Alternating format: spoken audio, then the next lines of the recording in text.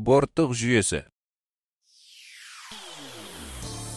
Салмақ жүйесінің жеке бақылау сервері тиегіштерге орнатылған жүйелерді қашықтан бақылау және бақылау үшін жасалған. Тиеу тапсырмасын жіберу үшін операторға кеңседен тиегіште орнатылған салмақ жүйесіне тапсырма жіберу жеткілікті. Оператор сервердегі кеңседе тиеу тапсырмасын жазады және бұл тапсырмалар белгілі бір тиегіштерге келеді, қанша жүктеу керек, не тиеу керек және қай жерде. Нәтижесінде оператор тиеу, рецепті, шектер және кері байланыс туралы толық ақпарат алады.